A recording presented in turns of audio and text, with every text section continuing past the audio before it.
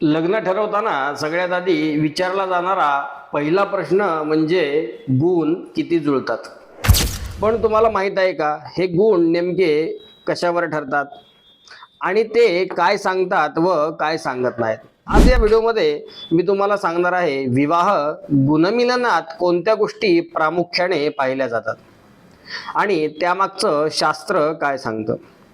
विवाह गुणमिलन म्हणजे काय?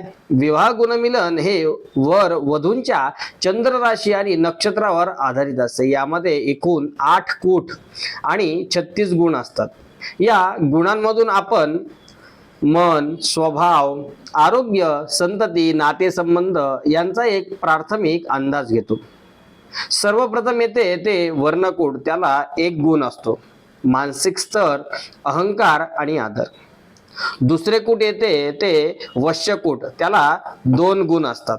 एकमेकांवर प्रभाव, कोणाचा शब्द कितपत चालेल. तिसरे कूट येते ते ताराकूट, त्याला 3 गुण असतात.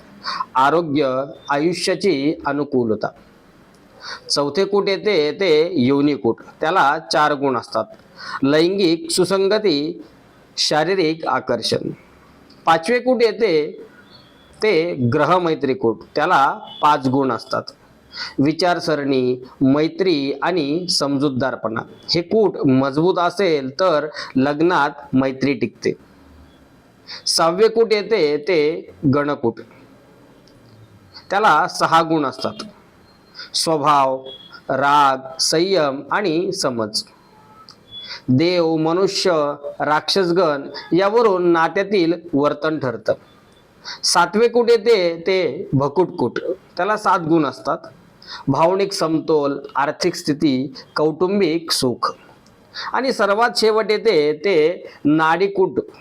जसे आपण विचारतो मुलाची नाडी कोणती आहे, मुलीची नाडी कोणती आहे, आद्य, मध्य, अंत्य, ते हे नाडीकूट, त्याला 8 गुण असतात. सर्वात महत्त्वाचे संतती योग, आरोग्य.